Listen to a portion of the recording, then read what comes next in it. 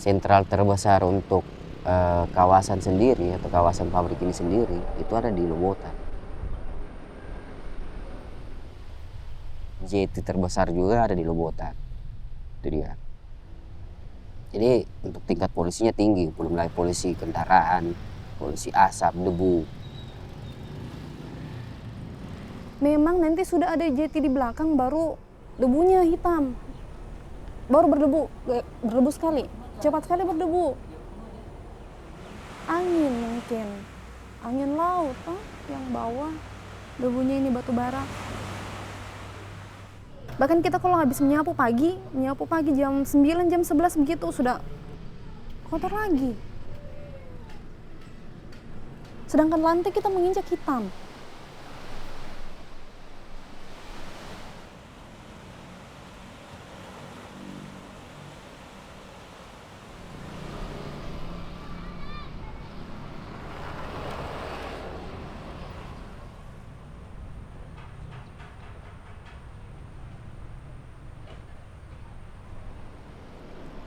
Tapi ini batu bara, Pak. Itu saya pikirkan betul-betul. Karena dia itu kayak di dinding ini melekat. Di pakaian itu kalau kita berjemur itu melekat. Pula di tehel-tehel itu kan semua itu kan penyakit.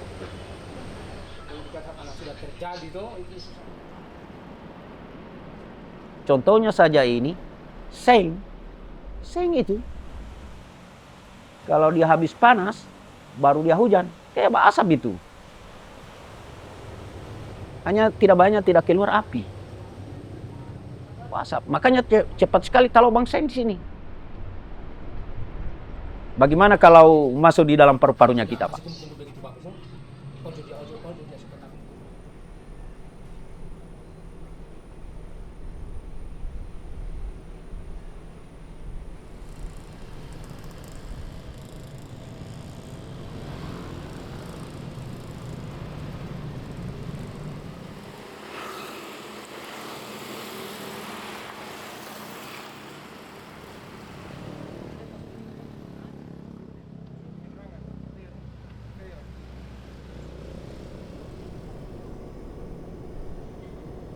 Penyakit dominan di sini. Melihat situasi yang sekarang, debu polusi yang tinggi. Yang dominan itu ya pasti ispa. Gampang demam, flu, pasti bawaan itu batuk. Kadang sesak bernafas, tenggorokan kadang sakit itu.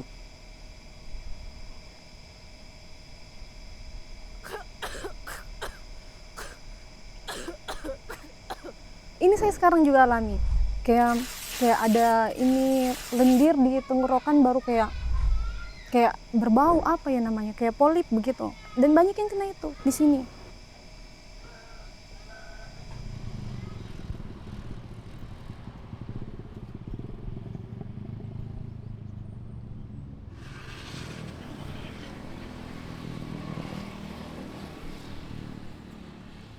Yang saya takutkan untuk anak-anak usia dini terutama, sebenarnya harus diadakan terus pemeriksaan kesehatan. Ini dampak terbesar ini, besar sekali anak-anak. Tidak saja orang dewasa rentan, apalagi anak-anak yang masih usia-usia dini, terutama balita.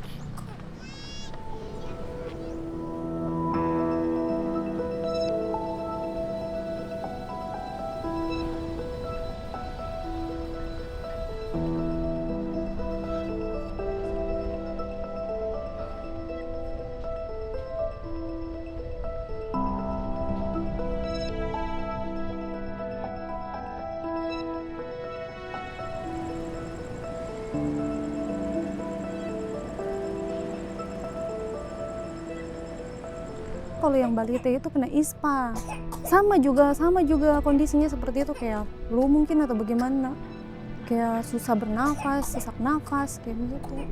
Meninggal kayak 2 bulan lalu, ada tetanggaku di sebelah sana rumahnya, meninggal bayinya ispa katanya.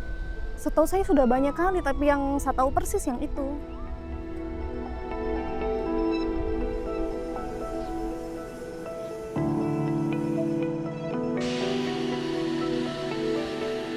Kita itu debunya istilahnya debu yang sudah melalui proses produksi. Debu di tempat kerja itu mengkilat, Bung.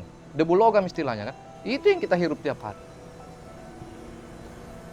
Semenjak perusahaan ini berdiri, sudah mungkin kurang lebih berapa tahun ya. Saya di Hainier ini sudah kurang lebih 6 tahun.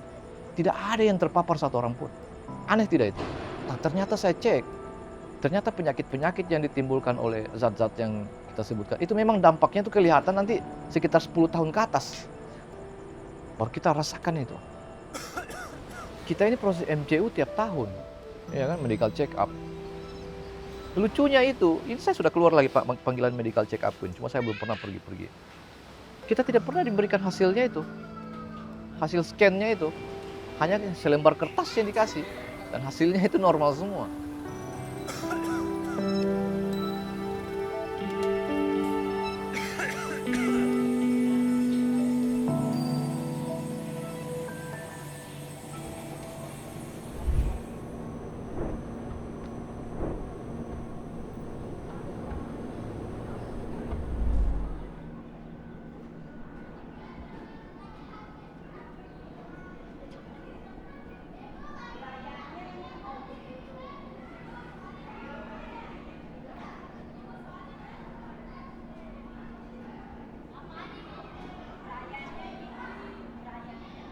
Terganggu juga karena biasa kan kalau misalnya sudah kan biasa ribut, terus sementara menjelaskan ada juga suara-suara lain, ribut, tidak fokus belajar.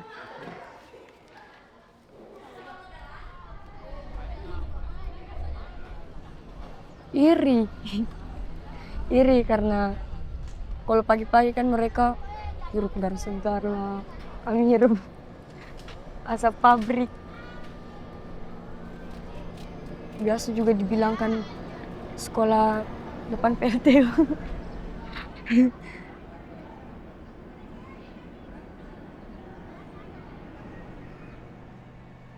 Protesnya begitu, kenapa sekolahnya ndak saja, ininya dihilangkan saja.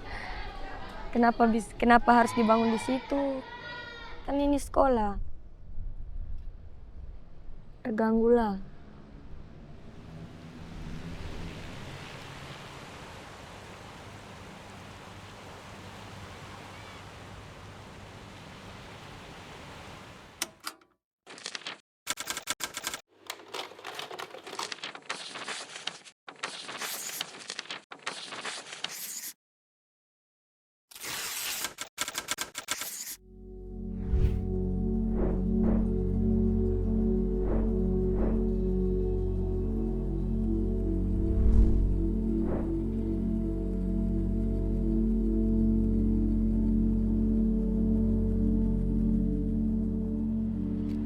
Kalau bilang peningkatannya pasti akan meningkat terus. Nah, ISPA ini kan tidak mengenal usia, tidak mengenal waktu juga.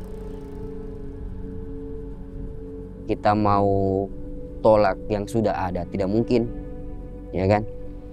Kalau bilang kita harus ya jalani saja, jangan pasrah juga. Setidaknya ada cara-cara bagaimana ya kita hidup di kawasan industri, di lingkari industri, tapi kesehatannya kita juga ya minimal bisa terjaga juga.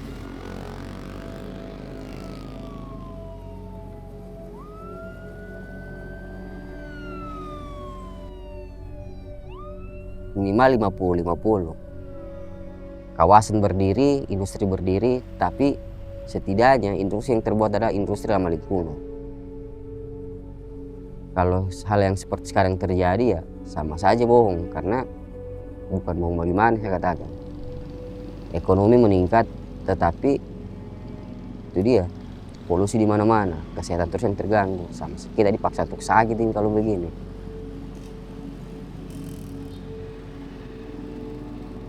Tinggalkan kita punya tempat ini juga susah. Bangunannya kita kan. Ini yang kita pikir ini bukan ini hari saja, ini dia mau action ini. Ini sepanjang masih ada izinnya, pasti sepanjang dia jalan. Itu sudah pasti. Dan selama dia jalan itu batu bara ini, itu yang kita mau hirup terus. Sedangkan yang belum cukup 1 tahun ini kan kita sudah rasa Pak. Apa pula kalau sudah 10 tahun ke depan, bagaimana kesehatannya masyarakat Labota ini? Masyarakat Labota ini hanya sistem bertahan. Sistem bertahan saja.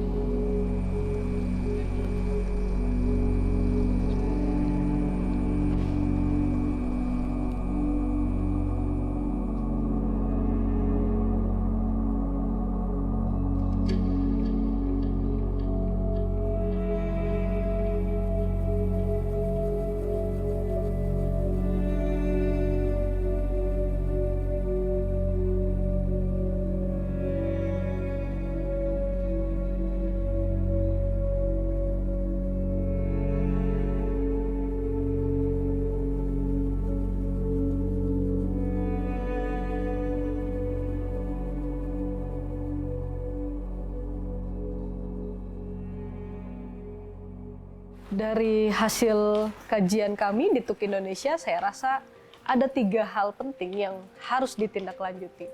Yang pertama, dari sisi pemerintah ini harus segera melakukan reformasi pengawasan dan pengelolaan terhadap sektor-sektor yang berisiko tinggi, seperti sektor industri nikel yang ada di Morowali. Dan saya rasa penting sekali untuk pemerintah memenuhi hak-hak dasar kewarganegaraan, terutama hak warga akan lingkungan yang layak dan juga hak warga terhadap kesehatan yang lebih baik. Ini misalnya mencakup penerapan standar kesehatan yang ketat, kemudian memperbaiki kondisi kerja, dan juga melakukan pengawasan yang lebih ketat dan lebih serius. Saya rasa ini menjadi penting agar tidak ada lagi korban jiwa di dalam hadirnya industri ini.